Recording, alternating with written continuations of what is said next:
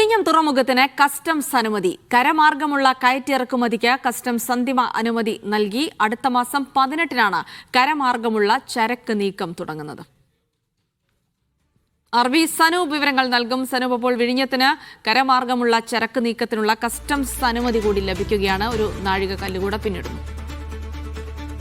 ജിൽസി, ഈ വിഴിഞ്ഞം തുറമുഖത്തു നിന്നുള്ള എക്സിം കാർഗോ, അതായത് കയറ്റുമതി ഇറക്കുമതി പ്രവർത്തനങ്ങൾ ആരംഭിക്കുന്നതിനുള്ള അവസാന ഉത്തരവാണ് ഇപ്പോൾ ലഭ്യമായിട്ടുള്ളത്. ഇതിന് കസ്റ്റംസിന്റെ അനുമതിയും ലഭിച്ചു കഴിഞ്ഞു. നേരത്തെ ദേശീയപാതയിലൂടെ ചരക്ക് കൊണ്ടുപോകാൻ ദേശീയപാത അതോറിറ്റിയുടെ അനുമതിയും ലഭിച്ചിരുന്നു. ഇനി അനുമതിയൊന്നുമില്ല. ഈ ഓഗസ്റ്റ് 18-ന് ഇതിന്റെ പ്രവർത്തനങ്ങൾ ആരംഭിച്ചാൽ മതി. മുഖ്യമന്ത്രി VD സതീശനാണ് ഇത് ഉദ്ഘാടനം ചെയ്യുന്നത്. ഈ കസ്റ്റംസ് അനുമതി കൊടുത്തതിൽ തന്നെ ഒരുപാട് നിബന്ധനകൾ വെച്ചുകൊണ്ടാണ് കൊടുത്തേക്കുന്നത്. കാരണം നിലവിൽ ഇപ്പോ കണ്ടെയ്നർ ഫ്രൈറ്റ് സ്റ്റേഷൻ ഒന്നും ഇല്ലാത്തത് കൊണ്ട് തന്നെ ഈ എക്സിം കാർഗോ കൈകാര്യം ചെയ്യുന്നതിനെ കുറച്ച് നിബന്ധനകൾ പറയുന്നുണ്ട്. കാരണം ഇറക്കുമതി പ്രവർത്തനങ്ങൾക്ക് ഡയറക്റ്റ് പോർട്ട് ഡെലിവറിക്ക് യോഗ്യതയുള്ള ഫുൾ കണ്ടെയ്നറുള്ള സാധനങ്ങൾ മാത്രമേ ആയിട്ട് കൊണ്ടുപോകാൻ കഴിയുള്ളൂ. അത് തന്നെ കണ്ടെയ്നറുകൾ തുറമുഖത്ത് എത്തുന്ന സമയം മുതൽ 48 മണിക്കൂറിനുള്ളിൽ ടെർമിനലിൽ നിന്ന് നേരിട്ട് ഇറക്കുമതിക്കാരന്റെ സ്ഥലത്തേക്ക് മാറ്റേണ്ടതാണ്. അങ്ങനെയുള്ള കുറച്ച് നിബന്ധനകൾ കൂടി ഉൾപ്പെടുത്തിക്കൊണ്ടാണ് ഈ കസ്റ്റംസ് അനുമതി നൽകിയിട്ടുള്ളത്. എന്തായാലും വിഴിഞ്ഞത്തെ സംബന്ധിച്ചിടത്തോളം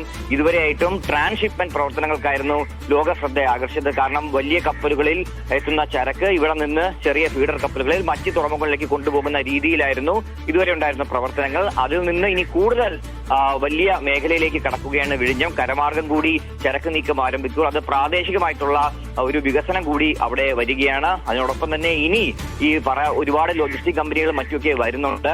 അതിനോടൊപ്പം തന്നെ ഈ എക്സിം കാർഗോ ആരംഭിക്കുമ്പോൾ അന്ന് ഈ മിഷൻ സമുദ്രയുമായി ബന്ധപ്പെട്ട് ഒരു കോൺക്ലേവ് കൂടി സംഘടിപ്പിക്കാൻ വേണ്ടി സംസ്ഥാന സർക്കാർ തീരുമാനിച്ചിട്ടുണ്ട്. വലിയ സ്വപ്ന പദ്ധതിയായിട്ടാണ് മിഷൻ സമുദ്ര.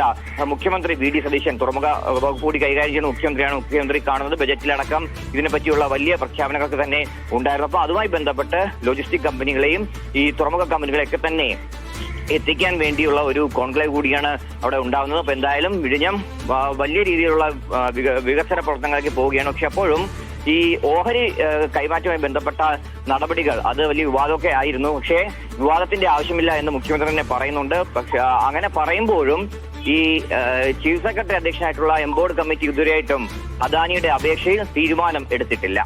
ജിൽസി, ശരി.